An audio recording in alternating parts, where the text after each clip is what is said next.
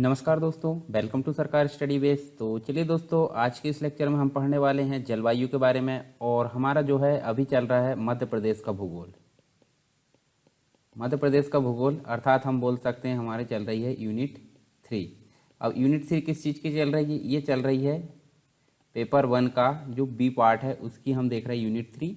इसके पहले हमने देखा है विश्व का भूगोल, उसके बाद हमने देखा भारत का भूगोल। अब हम तीसरे नंबर पर देख रहे हैं मध्य प्रदेश का भूगोल। ठीक है, तो मध्य प्रदेश के भूगोल के अंतर्गत हमने अभी जो है इसके पहले जो भौगोलिक संरचना है मध्य प्रदेश की, उसके अंतर्गत हम सारी चीज़ें यहाँ पे जाने हैं। यानी कि जो प्राकृतिक प्रदेश है मध्य प्रदेश के अंतर्गत, साथ में हमने देखे थे कुछ पर्वत। तो ये सारी चीज़ हमारी यहाँ पे कंप्लीट हो गई। अब हम यहाँ देखने वाले हैं जलवायु के बारे में। तो आपको पता होगा जब हम विश्व का भूगोल पढ़ रहे थे तो वहाँ हमने कंप्लीट रूप से जलवायु के बारे में पढ़ा था। कोपेन का जो जलवायु वर्गीकरण है उसके बारे में जाना था। ठीक है, उसके बाद हमने देखा था भारत की जलवायु। भारत की जलवायु के अंतर्गत भी हमने बहुत सारी चीज़ यहाँ पर जाने थे। मौसम, मानसून की मतलब एक प्रकार से मानसून का आगमन और मानसून की वापसी, दोनों चीज़ देखे थे। इसके अलावा अब हम बात करेंगे मध्य प्रदेश की जलवायु। अब जलवायु क्या होती है वो चीज़ तो आपको पता हो गई। जैसे एक चीज़ और होती है यहाँ, अगर देखें हम तो एक मौसम होता है और एक होती है जलवायु। तो मौसम और जलवायु में क्या फ़र्क है? जैसे मान लीजिए आज जो है, मतलब आज की अगर बात करें तो आज अलग मौसम देखने को मिलेगा, कल अलग मौसम देखने को मिलेगा। ठीक है, परसों अलग मौसम देखने को मिलेगा। तो हम देख सकते हैं एक क्षणिक यानी कि भौगोलिक जो दशा होती है किसी प्रदेश की, एक प्रकार से देखें तो कुछ समय यानी कि एक प्रकार से अल्पकालीन जो मौसम की दशाएं होती है उसको सम्मिलित रूप से हम क्या बोलते हैं? मौसम बोलते हैं। और अगर दीर्घकाल की बात करें, दीर्घकाल की जो मौसमी दशाएं होती है उसको सम्मिलित रूप से यहाँ पर जलवायु बोला जाता है। जलवायु मुख्य रूप से 30 या इससे भी अधिक वर्षों का एक प्रकार से पूरा औसत माना जाता है जलवायु को, परंतु मौसम हम देख सकते हैं ये समय समय पर परिवर्तित होते रहता है। अब हम बात करेंगे जलवायु। तो जलवायु एक प्रकार से देखें तो किसी विशेष क्षेत्र की दीर्घकालीन जो मौसमी दशाएं होती है उसको सम्मिलित रूप से हम जलवायु कहेंगे। इसके अलावा जो मध्य प्रदेश की जलवायु होती है वो अगर देखें तो मध्य प्रदेश की जलवायु हमको किस प्रकार की मिलेगी? हम मानसूनी जलवायु इसको बोलेंगे। परंतु मानसूनी जलवायु किस प्रकार की रहेगी? ये उष्णकटिबंधीय।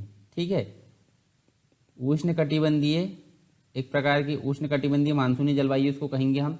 और जो कि भारतीय जलवायु का ही एक प्रकार से रूप या प्रतिरूप इसको माना जाता है। यहाँ की अगर बात करें तो जलवायु को प्रभावित करने वाले बहुत सारे कारक हमको देखने को मिलते हैं। जैसे मुख्य रूप से अगर देखें तो हमको जैसे जो है बंगाल की खाड़ी से इसकी निकटता से संबंधित यहाँ देखने को मिलता है। उत्तर में हिमालय जो है, जो हिमालय पर्वत है, विशाल हिमालय, उसके कारण। उसके बाद दक्षिण में अगर देखें तो पठार और पहाड़ियाँ देखने को मिलती है। धरातल में उच्चावच, अलग अलग प्रकार के उच्चावच देखने को मिलते हैं। काल बैसाखी, ठीक है। उसके बाद ग्रीष्मकालीन जो तूफान होता है।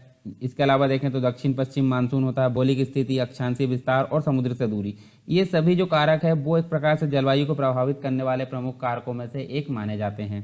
तो ये आप ध्यान रखना थोड़ा सा। और एक और चीज़ आपको पता होगी, जो हमारा मध्य प्रदेश है, मध्य प्रदेश के अंतर्गत बीचों बीच से हमको कर्क रेखा जाती हुई नजर आती है। यानी कि कर्क रेखा 14 जिले को टच करती है। वो मैंने कमेंट बॉक्स में पूछा था, ठीक है, पिछले वीडियो में।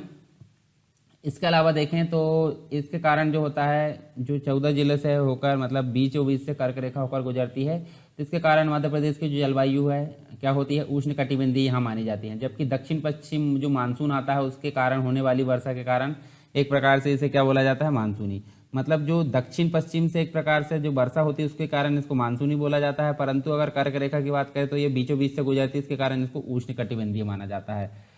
अब यहाँ जलवायु क्षेत्रों की बात करेंगे हम। तो जलवायु क्षेत्र जो मध्य प्रदेश के है उसको अलग अलग क्षेत्रों में यहाँ बांटा गया है। तो मुख्य रूप से हम देखेंगे 5 क्षेत्र देखने को मिलेंगे। ठीक है, तो अगर क्वेश्चन आता है कि मध्य प्रदेश को कितने जलवायु क्षेत्रों में बांटा गया है तो आपका आंसर रहेगा 5। ठीक है, तो चलिए यहाँ देख लेते हैं हम कौन कौन से क्षेत्र हमको देखने को मिलते हैं। जैसे मान लीजिए सबसे पहले उत्तर का मैदान। ठीक है, उत्तर के मैदान के अंतर्गत देखें तो महाद्वीपीय जलवायु हमको देखने को मिलती है। अधिक गर्मी और अधिक सर्दी यहाँ देखने को मिलती है। अब कौन कौन सा क्षेत्र इसके अंतर्गत आता है?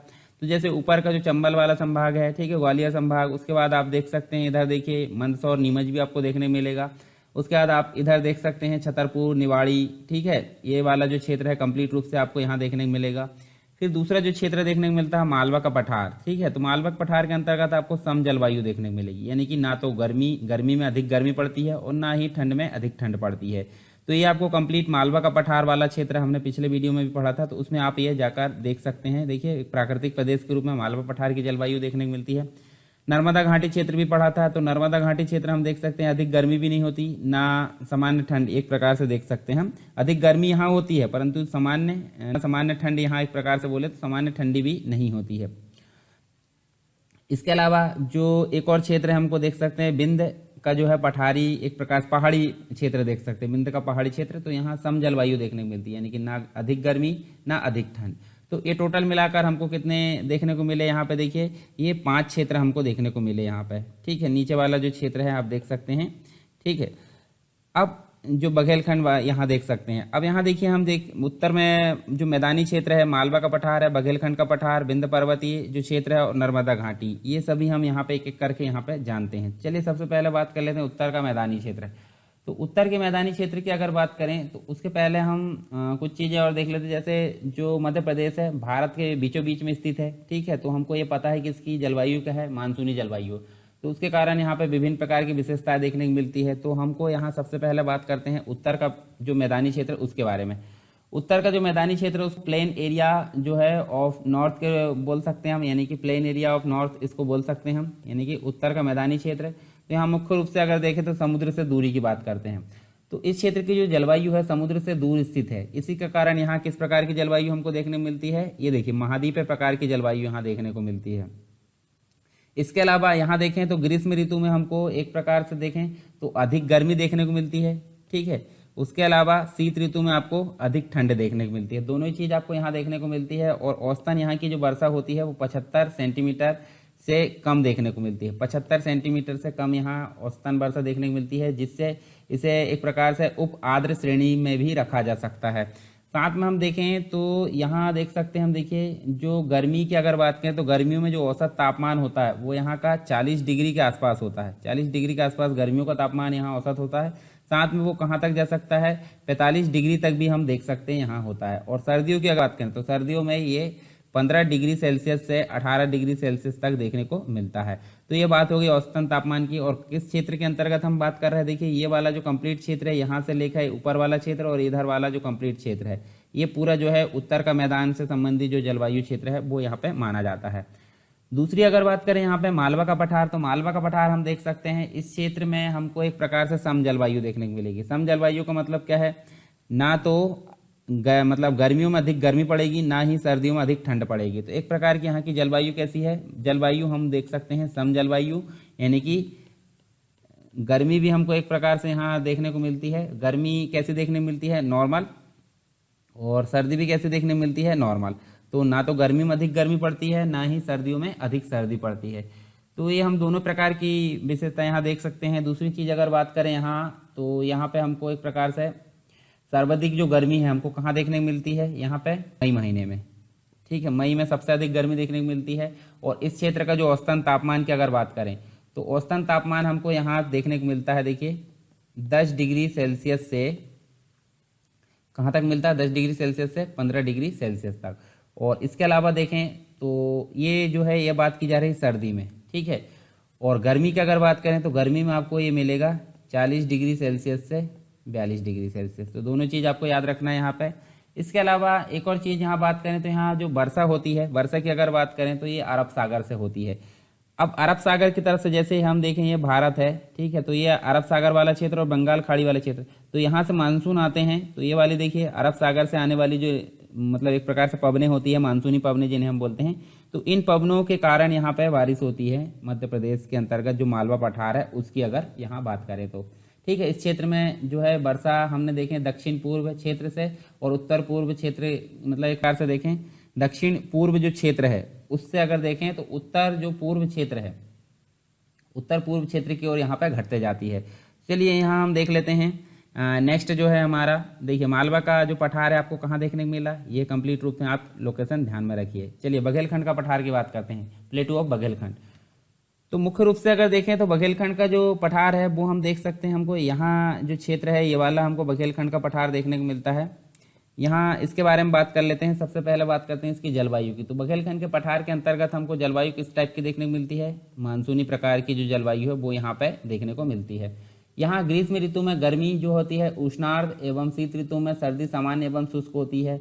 इसके अलावा इसका जो औसत तापमान की अगर बात करें तो 35.5 डिग्री सेल्सियस के आसपास यहाँ देखने को मिलता है, कब? गर्मियों में। और ठंडी की अगर बात करें तो ठंडी में हमको यहाँ का जो तापमान है 12.5 डिग्री सेल्सियस यहाँ पे देखने को मिलता है। बघेलखंड की जो औसत वर्षा की बात करें तो औसत वर्षा यहाँ पे हमको लगभग 125 सेंटीमीटर के आसपास देखने को मिलती है। और इन क्षेत्रों में सोन नदी का प्रवाह तंत्र यहाँ देख सकते हैं, सोन नदी का प्रवाह तंत्र का विस्तार है। और इस क्षेत्र की जो औसत ऊंचाई है, ऊंचाई की अगर बात कर ले हम यहाँ पे, तो ऊंचाई यहाँ पे हमको औसत देखने को मिलती है 400 मीटर। तो ये कंप्लीट हम यहाँ देख सकते हैं किसके बारे में, बघेलखंड के पठार के बारे में। फिर बात करते हैं विंध्य पर्वतीय क्षेत्र। तो विंध्य पर्वतीय क्षेत्र की अगर बात करें हम यहाँ पे, तो इस पर्वतीय क्षेत्र में हम देख सकते हैं ग्रीष्म ऋतु में ना तो अधिक गर्मी होती है और ना ही शीत ऋतु में अधिक ठंड होती है। मतलब हम इसको एक प्रकार से स्वास्थ्यवर्धक क्षेत्र बोल सकते हैं। तो विंध्य पर्वतीय क्षेत्र आपको कहाँ देखने को मिलेगा, ये वाला क्षेत्र देख सकते हैं। तो इसको क्या बोला जाएगा, स्वास्थ्यवर्धक क्षेत्र इसको कहा जाएगा। और पचमढ़ी एवं अमरकंटक की बात करें तो अमरकंटक आपको यहाँ कहीं देखने को मिलेगा, है ना, और पचमढ़ी आपको यहाँ सतपुड़ा वाले क्षेत्र में। तो पचमढ़ी और अमरकंटक जो है इसी क्षेत्र के अंतर्गत आते हैं। यहाँ पर हम देखें तो वर्षा जो होती है अरब सागर और बंगाल की खाड़ी दोनों शाखाओं से होती है। यानी कि देखिए ये जो है यहाँ बंगाल की खाड़ी, यहाँ अरब सागर, तो इधर से चलने के कारण और इधर से दोनों ही जब टकराती है तो दोनों के कारण यहाँ हमको बारिश देखने को मिलती है। इसके अलावा यहाँ तो हमने देख लिया विंध्य पर्वत क्षेत्र। अब देखेंगे नर्मदा घाटी क्षेत्र। नर्मदा घाटी क्षेत्र कहाँ पे देखने को मिलेगा, ये देखिए आप देख सकते हैं नर्मदा घाटी क्षेत्र, ये कंप्लीट रूप से यहाँ। तो नर्मदा घाटी जो क्षेत्र है इसके अंतर्गत हम देखें ग्रीष्म और शीत ऋतु की, तो ग्रीष्म ऋतु में यहाँ हम देख सकते हैं अधिक गर्मी और शीत ऋतु में हमको एक प्रकार से सामान्य ठंड देखने को मिलती है। ठीक है, तो देखिए अधिक गर्मी और सामान्य ठंड यहाँ देख सकते हैं हम किसमें, नर्मदा क्षेत्र के अंतर्गत देखने को मिलती है। और ऐसा इसलिए होता है क्योंकि यह क्षेत्र जो है कर्क रेखा के समीप है स्थित है। मतलब यहाँ से कर्क रेखा गई बीचों बीच से, तो कर्क रेखा के समीप है, इसके कारण ये स्थिति यहाँ पर देखने को मिलती है। यहाँ पर अधिकतम तापमान हमको कब देखने को मिलता है, मई के अंतर्गत अधिकतम तापमान देखने को मिलता है। और न्यूनतम तापमान की अगर बात करें तो न्यूनतम हमको किसमें देखने को मिलता है, दिसंबर के माह। जैसे कि आपको पता है दिसंबर माह में शीत ऋतु यानी 22 दिसंबर को सबसे छोटा दिन होता है, सबसे ज़्यादा ठंड का समय भी इसी को माना जाता है। तो जो दिसंबर का माह है उसके अंतर्गत आपको सबसे निम्न तापमान देखने को मिलता है। और चट्टान वाले जो क्षेत्र है यानी चट्टान वाला क्षेत्र में ग्रीष्म ऋतु में कई बार हम देख सकते हैं यहाँ पे 46 डिग्री सेल्सियस से लेकर 50 डिग्री सेल्सियस तक का जो है यहाँ पे हमको तापमान देखने को मिलता है। यहाँ वर्षा की दिशा पूर्व से पश्चिम की तरफ यहाँ चलती है। ठीक है, जो वर्षा की दिशा है पूर्व से पश्चिम की तरफ चलती है। और सामान्यतः वर्षा हम देखें तो 57.5 से लेकर 142 सेंटीमीटर तक यहाँ पे वर्षा देखने को मिलती है। और मुख्य जो नदियाँ है यहाँ की नदियों की बात कर लेते हैं। ठीक है, ये तो हमने तापमान देख लिए 46 से 50 तक, तो आप इसके अंतर्गत यहाँ रख सकते हैं। नदियों की अगर बात करें नदियाँ कौन कौन सी देखने को मिलती है, तो आप देख सकते हैं नर्मदा सोन घाटी क्षेत्र में आपको नर्मदा तो देखने को मिलेगी। ठीक है, नर्मदा देखने को मिलेगी। उसके बाद उसकी जो कुछ सहायक नदियाँ, ठीक है, दूधी, तवा, शक्कर, ये कुछ प्रमुख नदियाँ यहाँ पे हमको देखने को मिलती है। चलिए, ये तो हमने 5 हमने देखे जलवायु प्रदेशों के बारे में। अब जान लेते हैं हम जलवायु के अंतर्गत ही कुछ चीज़ें, जैसे कि ऋतु की बात करते हैं। तो ऋतुएं मतलब होता है जो मौसम की हवाएं है, एक प्रकार से जो पवनें हैं उनमें अगर परिवर्तन होता है तो मौसम बदलता है। तो मौसम बदलता है एक प्रकार हम उसको ऋतु बोल सकते हैं। ठीक है, तो मध्य प्रदेश में जो ऋतु है, ऋतु संबंधित जो आंकड़े है, ऋतु संबंधित जो आंकड़े है वो कौन प्रोवाइड करता है, एक प्रकार से अगर देखें तो यहाँ पे हमको जो आंकड़े एकत्रित करने वाली जो वेधशाला है, ठीक है, वो कहाँ पे देखने मिलेगी, मध्य प्रदेश की औद्योगिक राजधानी अर्थात हम बोल सकते हैं इंदौर के अंतर्गत। तो ऋतुओं से संबंधित जो वेधशाला है एकत्रित जो करती है आंकड़ों को, तो उससे संबंधित जो वेधशाला वो कहाँ पे देखने मिलेगी, इंदौर में। और मुख्य रूप से इसके द्वारा 3 प्रकार की ऋतुओं को विभाजित किया गया है। कौन कौन सी, तो ग्रीष्म ऋतु, एक वर्षा ऋतु और एक शीत ऋतु। तो आपको तो पता ही होगा ग्रीष्म ऋतु, वर्षा ऋतु और शीत ऋतु कब कब आती है, तो हम यहाँ देख लेते हैं उनके बारे में थोड़ी सी जानकारी। तो ग्रीष्म ऋतु की अगर बात करें तो मार्च यानी कि मध्य मार्च से लेकर मध्य जून तक इसके आसपास हमको कंप्लीट रूप से ग्रीष्म ऋतु देखने को मिलती है। और सबसे ज़्यादा तापमान हमको इसी के अंतर्गत देखने को मिलता है। कब, मई महीने में इसमें सबसे ज़्यादा तापमान देखने को मिलता है। समताप रेखा ग्रीष्म ऋतु में प्रदेश को 2 बराबर भागों में विभक्त करती है। और यहाँ अगर बात करें तो सबसे अधिकतम तापमान हमको 42 डिग्री सेल्सियस के आसपास देखने को मिलता है। और इस क्षेत्र में अगर देखें हम तो इस ऋतु में जो धूरी एक प्रकार से भरी तेज आंधी चलती है, जो तेज आंधी चलती है उसको हमने देखा भी होगा, आपको पता है लू कहा जाता है। मुख्य रूप से इसको अधिकांश मतलब एक प्रकार से यहाँ इसमें जो है आकाश साफ रहता है, और मध्य प्रदेश में जो ग्रीष्म ऋतु उसको क्या बोला जाता है, युनाला बोला जाता है। तो ये भी आपको ध्यान में रखना है, ठीक है। मतलब मध्य मार्च से लेकर मध्य जून तक ये कंप्लीट रूप से चलती है। तापमान यहाँ मई महीने में सबसे अधिक रहता है और 42 डिग्री सेल्सियस तक ये पहुँच जाता है। जो गर्म हवाएं चलती है इसमें उसको लू कहा जाता है, और मध्य प्रदेश में ग्रीष्म ऋतु क्या कहा जाता है, युनाला कहा जाता है। चलिए बात कर लेते हैं वर्षा ऋतु की।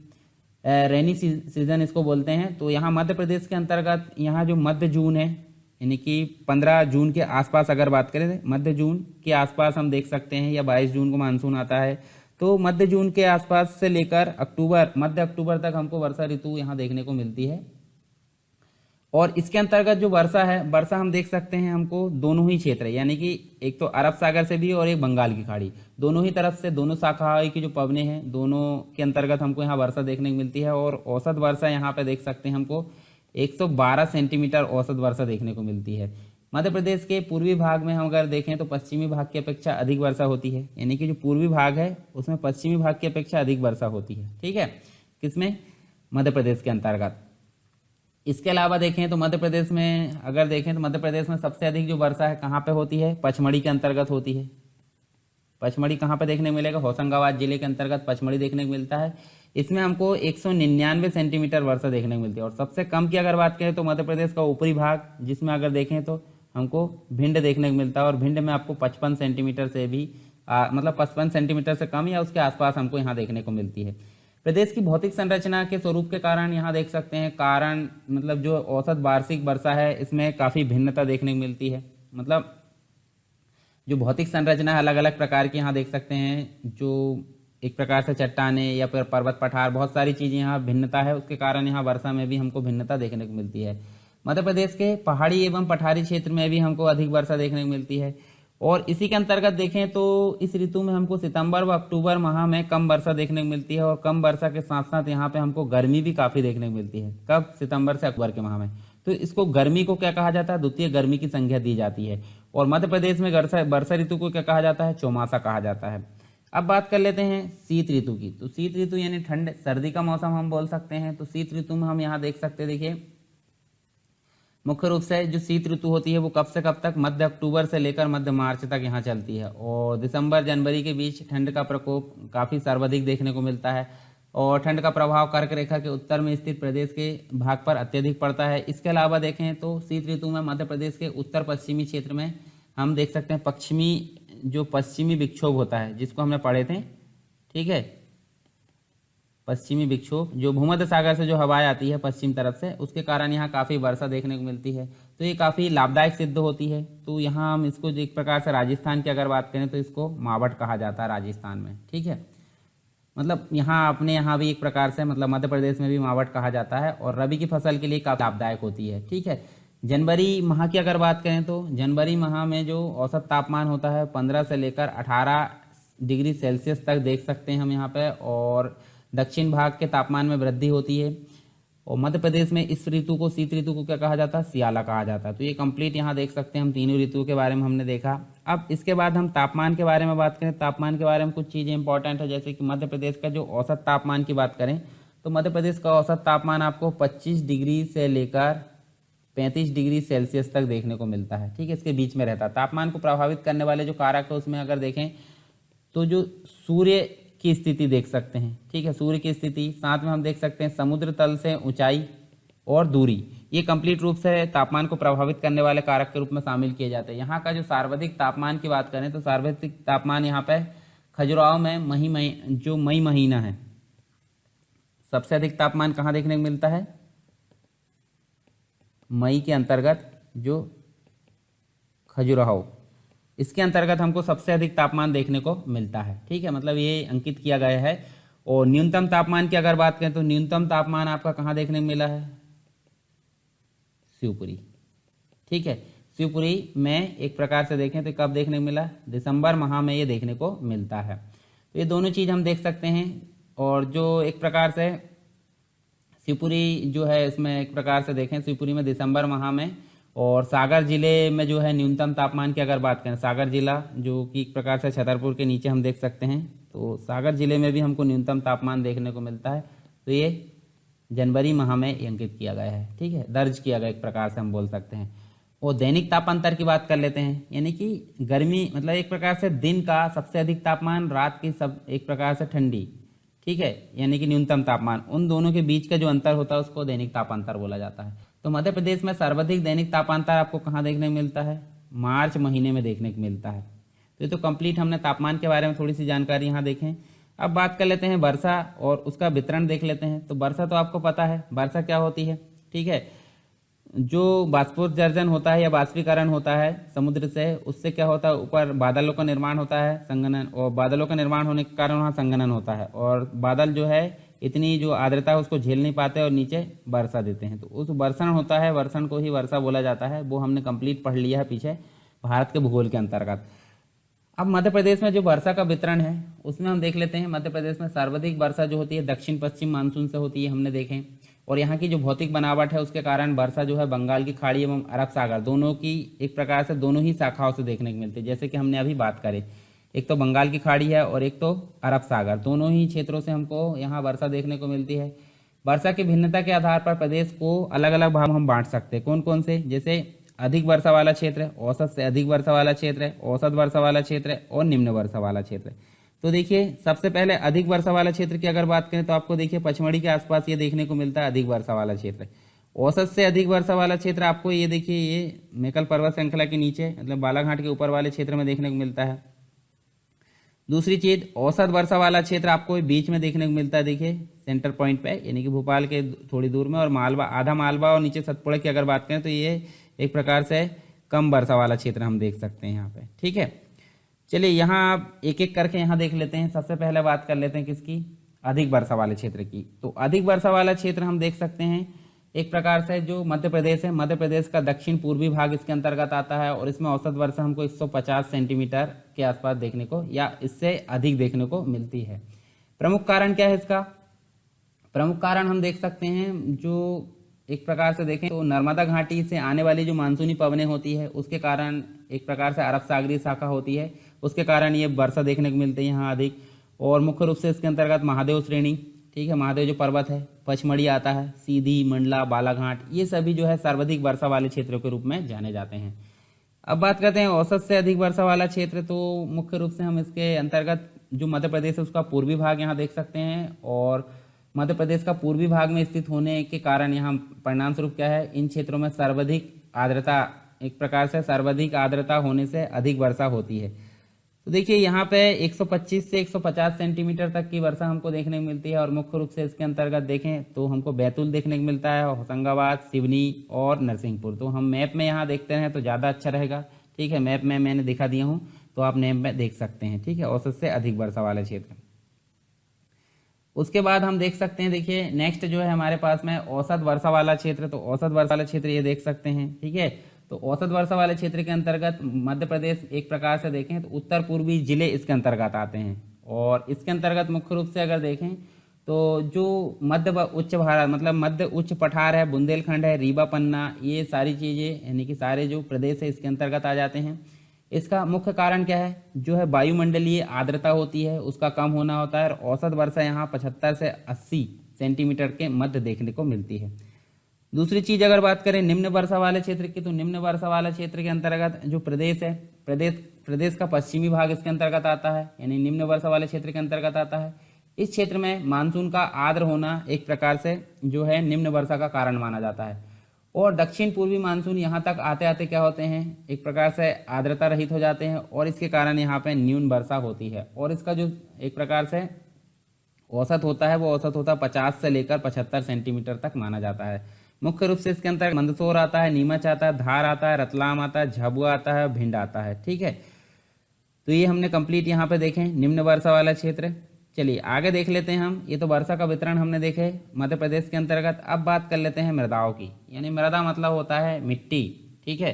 तो मिट्टी से आप क्या समझते हैं, ये तो कंप्लीट रूप से आपको पता है, ठीक है। मृदा संरक्षण, बहुत सारी चीज़ हमने विस्तार से यहाँ बात किए थे भारत के भूगोल के अंतर्गत, तो ये सारी चीज़ तो मुझे बताना नहीं पड़ेगा। फिर भी हम अगर देखें एक नज़र में, तो जो चट्टानें होती है, चट्टानों के विघटन एवं वियोजन से, यानी कि जो चट्टान होती है, चट्टान कितने प्रकार की होती है? 3 प्रकार की, ठीक है।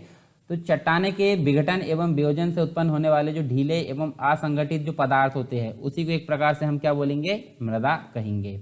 इस प्रदेश में अगर देखें तो इस प्रदेश के अधिकांश भाग में हमको प्रौढ़ मिट्टी पाई जाती है, और यहाँ अगर देखें तो जो मिट्टी है एक प्रकार से चट्टान व जीवाश्म यहाँ मिश्रण देखने को मिलता है।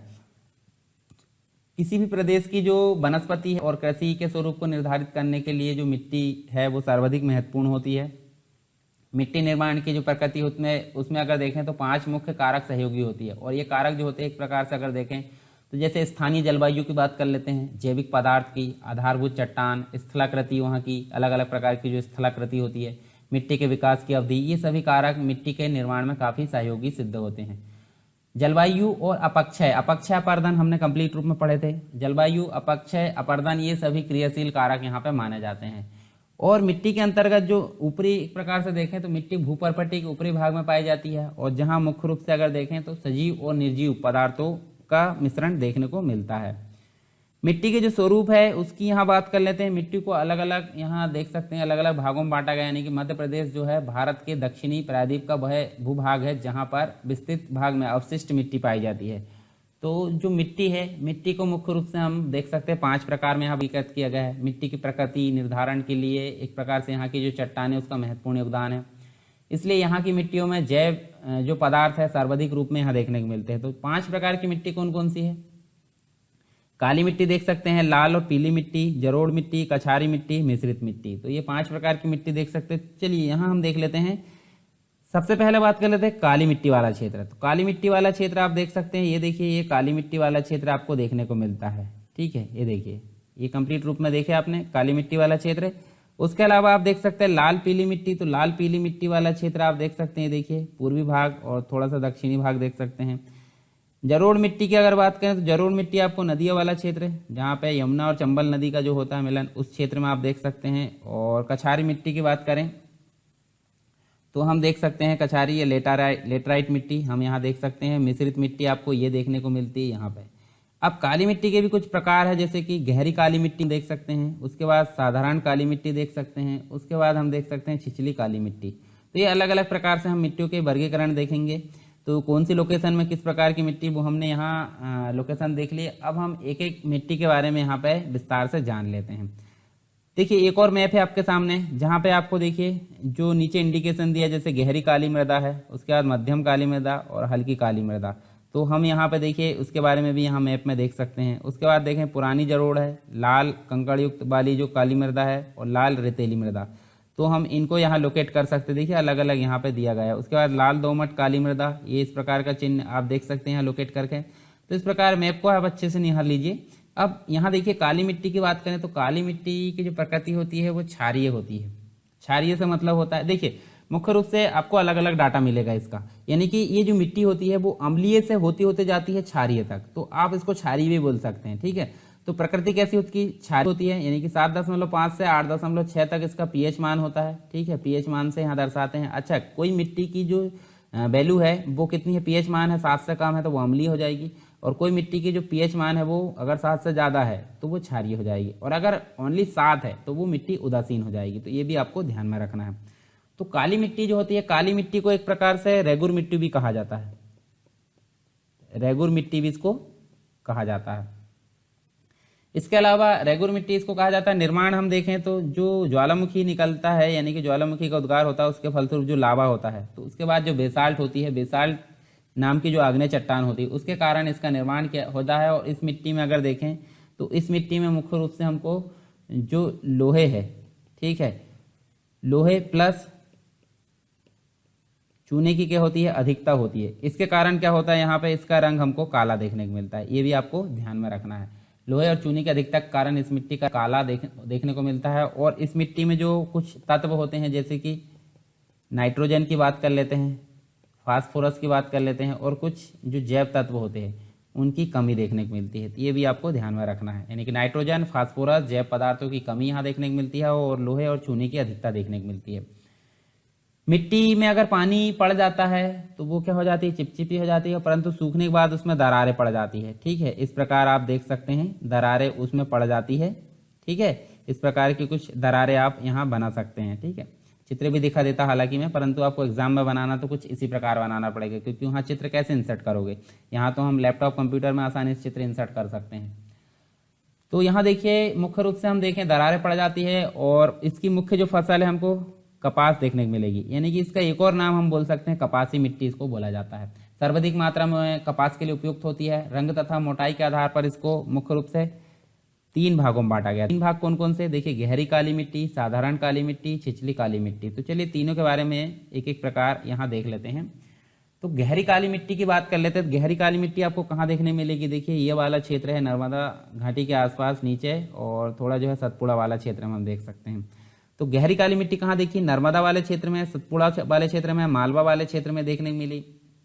यानी मुख्य रूप से जो टोटल एक प्रकार से देखें तो इसका विस्तार हमको इस प्रकार से यहाँ मिला, और ये काली मिट्टी जो है कुल क्षेत्र की लगभग 3.5% क्षेत्र में ये देखने को मिलती है। यानी कि देखें तो 35 लाख एकड़ क्षेत्र में ये फैली है। 35 लाख एकड़ क्षेत्र में इसका फैलाव देखने को मिलता है मध्य प्रदेश में। इसमें चिकनी मिट्टी की जो मात्रा है वो हमको 20% देखने को मिलती है। चिकनी मिट्टी की मात्रा 20%, उससे लेकर 60% देखने को मिलती है। और इस मिट्टी की जो गहराई है वो हमको 1 से लेकर 2 मीटर तक की देखने को मिलती है। ठीक है, मुख्य रूप से इसमें फसल हमको गेहूं देखने को मिलती है, चना, तिलहन और ज्वार देखने को मिलती है। नेक्स्ट अगर बात करें हम साधारण गहरी काली मिट्टी की, तो साधारण गहरी काली मिट्टी आपको देखने को मिलती है ये वाला क्षेत्र में। आप लोकेशन ध्यान रखिए, आपको याद रखने की जरूरत नहीं पड़ेगी। तो साधारण गहरी काली मिट्टी आपको निमाड़ वाले क्षेत्र में देखने को मिलती है। ठीक है, उसके बाद आप देख सकते हैं मालवा वाले क्षेत्र में देखने को मिलती है। मतलब जो काली मिट्टी जो अधिकांश भाग है एक प्रकार से इसी के अंतर्गत आता है। जैसे ज़्यादा क्षेत्र हमको इसी में दिख रहा है काली मिट्टी का। निमाड़ प्रदेश और मालवा पेठे जो पठार है उसका संपूर्ण उत्तरी भाग इसके अंतर्गत आता है। प्रदेश में अगर देखें तो लगभग हमको 400 लाख एकड़, या फिर हम बोल सकते हैं राज्य के जो संपूर्ण भूभाग है उसका 37% इसके अंतर्गत देखने को मिलता है। ठीक है, यह मिट्टी 15 सेंटीमीटर से लेकर 1 मीटर की गहराई के अंतर्गत यहाँ देखने को मिलता है। इसका रंग हमको भूरा और हल्का देखने को मिलता है, यानी कि भूरा और हल्का यहाँ पे रंग इसको देखने को मिलता है। नेक्स्ट जो है इसका जो मिट्टी का प्रकार है वो है छिछली काली मिट्टी। छिछली काली मिट्टी ये मुख्य रूप से कहाँ देखने को मिल रही है, देखिए नीचे वाला भाग सतपुड़ा, कुछ भाग राजपीपला, महादेव श्रेणी इसके अंतर्गत देखने को मिलता है। तो हम एक प्रकार से देखें तो ये मिट्टी जो है चिकनी दोमट मिट्टी एक प्रकार से इसको कहा जाता है, और इस सतपुड़ा श्रेणी के अंतर्गत देखने को मिलती है। ज़्यादातर भाग में छिछली मिट्टी ही यहाँ पे आच्छादित होती है। यह मिट्टी मुख्य रूप से अगर देखें तो हमको छिंदवाड़ा वाले क्षेत्र में देखने को मिलती है। उसके बाद अगर देखें तो यहीं किनारे में हमको सिवनी देखने को मिल जाता है। फिर देखें तो नीचे बैतूल देखने को मिल जाता है। इन क्षेत्रों में इस मिट्टी का जो फैलाव हमको देखने को मिलता है। इसके अलावा इसका जो क्षेत्रफल है 75 लाख एकड़, या फिर हम बोल सकते हैं 7.1% क्षेत्र में ये पाई गई है। इसके अंतर्गत रबी और खरीफ दोनों की फसल, दोनों ही प्रकार की फसलें यहाँ पर उत्पादित की जाती है। इनमें सिंचाई की आवश्यक, यानी कि हम देख सकते हैं सिंचाई की अधिक आवश्यकता नहीं होती। इसके कारण यहाँ पे हमको गेहूं देखने को मिलता है, ज्वार भी यहाँ देखने को मिलती हैं, साथ में हम देख सकते हैं कहीं कहीं कपास और तिलहन, ये सभी यहाँ फसलें ये देखने को मिलती है। तो ये तीनों हमने देखे हैं। काली मिट्टी का ही विभाजन एक प्रकार से देख सकते हैं। अब नेक्स्ट जो मिट्टी का प्रकार है वो हम देखें लाल और पीली मिट्टी। लाल और पीली मिट्टी का जो पीएच मान होता है, पीएच वैल्यू होती है वो 5.5 से लेकर 8.5, यानी कि हम बोल सकते हैं ये जो मिट्टी होती है वो अम्लीय से लेकर एक प्रकार से क्षारीय तक की कंडीशन में यहाँ देखने को मिलती है। चलिए इसके बारे में जान लेते हैं। इसका सबसे पहले निर्माण की बात करते हैं। तो निर्माण हम देख सकते हैं, इसका निर्माण हमको आर्कियन क्रम में देखने को मिलता है। आर्कियन क्रम के अंतर्गत आर्कियन, साथ में हम देखें धारवाड़ और उसके बाद गोंडवाना। आर्कियन, धारवाड़ और गोंडवाना क्रम की जो चट्टानें हैं उनके अपर्दन के कारण इसका निर्माण होता है लाल और पीली मिट्टी का। मध्य प्रदेश का संपूर्ण भूभाग अगर देखें, संपूर्ण जो पूर्वी भाग है, पूर्वी भाग मतलब हम देख सकते हैं बघेलखंड। तो बघेलखंड क्षेत्र में इस मिट्टी का फैलाव देखने को मिलता है। और इसके अंतर्गत मुख्य रूप से हम देखें तो जिले कौन कौन से आते हैं। जिले की अगर बात करें तो हम यहाँ पे देख सकते हैं मंडला देख सकते हैं, साथ में अगर देखें तो हमको यहाँ पे बालाघाट भी देखने को मिलता है। उसके अलावा देखें तो शहडोल भी देखने को मिलता है। तो मंडला, बालाघाट और शहडोल ये सभी जिले इसके अंतर्गत देखने को मिलते हैं।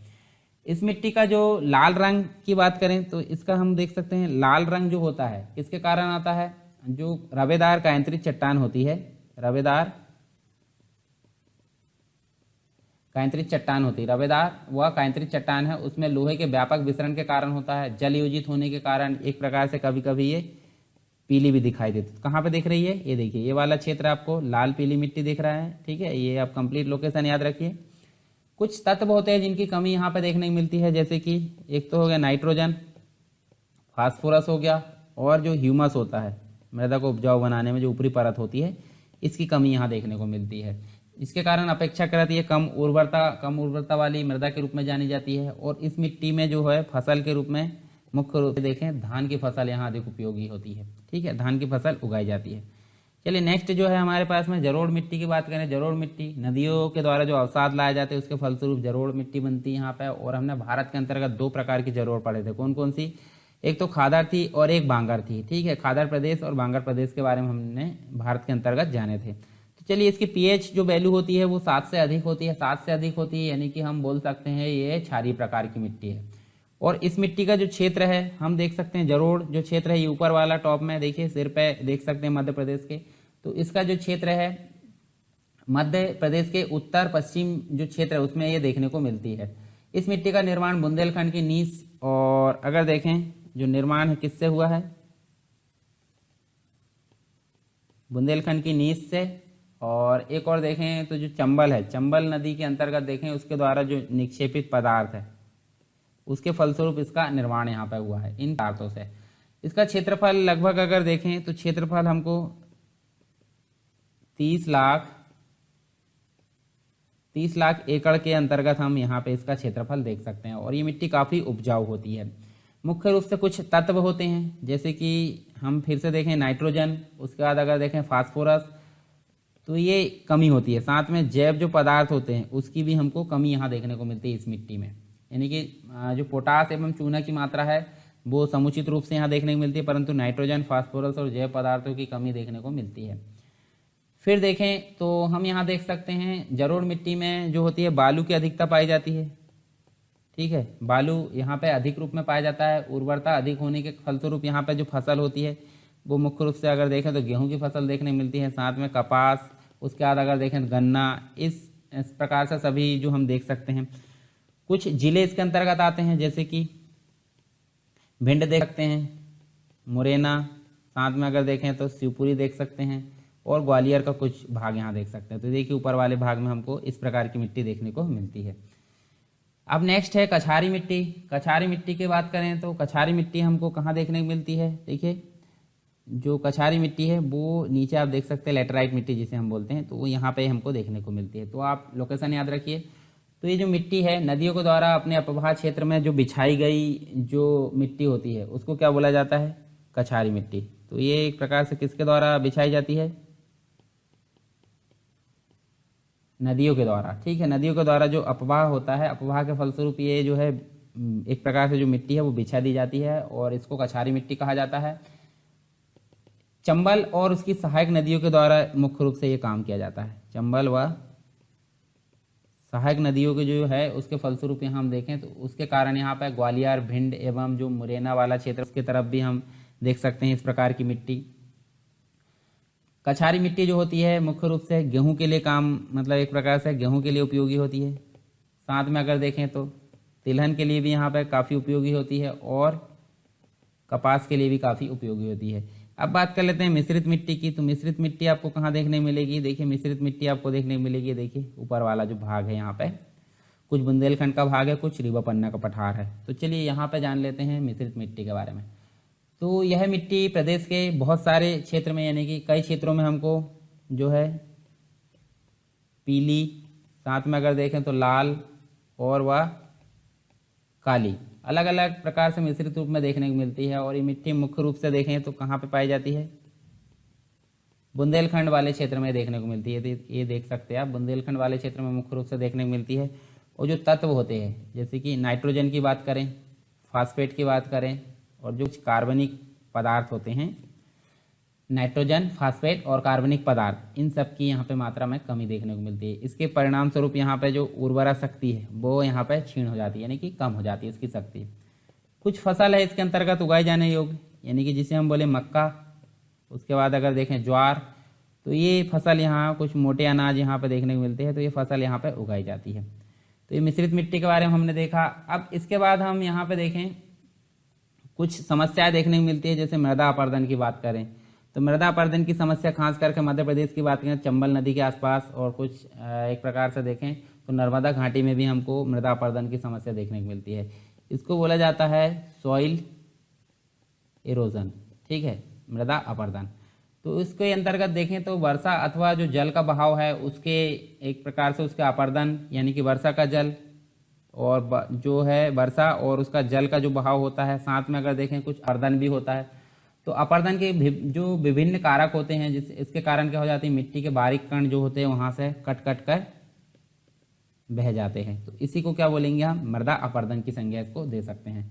अपरदन के द्वारा नष्ट हुई जो मृदा होती है उसकी उर्वरा शक्ति एकदम कम हो जाती है, तो कृषि के लिए काफ़ी प्रकार से अनुपयुक्त होती है।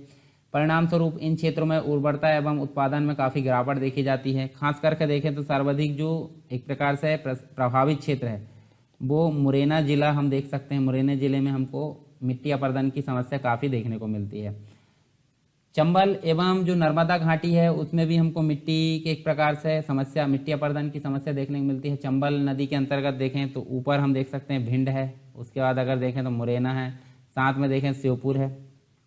ये जिले में मुख्य रूप से हमको अवनलिका, ठीक है, गली इरोजन जिसे हम बोलते हैं, अवनलिका अपरदन के द्वारा मिट्टी का अपरदन यहाँ पे होता है। इसके अलावा चंबल नदी द्वारा अपरदन के प्रभाव स्वरूप भिंड, मुरैना व श्योपुर जिलों में विशाल जो है बीहड़ों का निर्माण हुआ है। बीहड़ों का निर्माण हुआ है जिसे एक प्रकार से उत्खाद भूमि भी कहा जाता है, ठीक है, बीहड़ों का निर्माण हुआ जिसे उत्खाद भूमि कहा जाता है। इसके अलावा मिट्टी अपरदन को रोकने के लिए जो राज्य कृषि विभाग है और विश्व बैंक इसके द्वारा नई नीति का क्रियान्वयन भी किया जा रहा है, मतलब इस समस्या से निजात पाने के लिए। इसके अलावा इसको रेंगती हुई मृदा भी बोला जाता है, यानी मिट्टी के अपक्षरण को रेंगती हुई मृदा के नाम से बोला जा सकता है। अब मिट्टियों से संबंधित कुछ जो है संबंधित क्षेत्र देखें तो देखिए, जैसे कि हमने पहले बात कर चुके हैं, जैसे जलोढ़ मिट्टी, लाल पीली मिट्टी, गहरी काली मिट्टी, छिछली काली मिट्टी, साधारण गहरी मिट्टी, कछारी मिट्टी और मिश्रित मिट्टी। चलिए यहाँ बात कर लेते हैं जलोढ़ मिट्टी की। तो जलोढ़ मिट्टी कहाँ देखने को मिलती है, मध्य प्रदेश के उत्तर पश्चिमी मध्य प्रदेश में देखने को मिलती है, जैसे कि ग्वालियर, मुरैना, भिंड, श्योपुर और एक प्रकार शिवपुरी। और मुख्य फसल यहाँ गेहूँ, गन्ना, कपास देखने को मिलती है।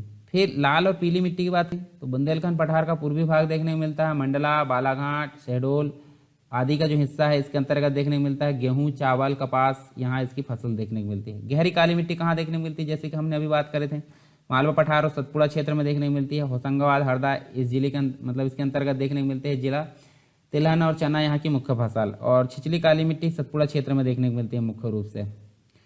इसमें हम देखें सिवनी, छिंदवाड़ा और बैतूल जिले इसमें देखने को मिलते हैं। गेहूं, चावल मुख्य फसल। उसके बाद साधारण गहरी काली मिट्टी तो उत्तरी मालवा और निमाड़ वाले क्षेत्र में देखने को मिलती है। इसके अंतर्गत बहुत सारे जिले आते हैं, जैसे कि गुना, सीहोर, शाजापुर, उज्जैन, विदिशा, भोपाल, रायसेन, ये सभी जिले इसके अंतर्गत आते हैं।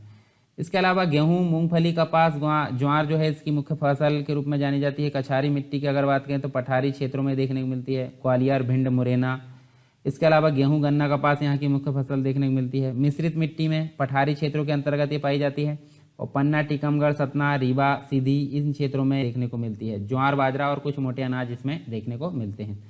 तो ये कंप्लीट हमने मिट्टी के बारे में यहाँ पर जाना।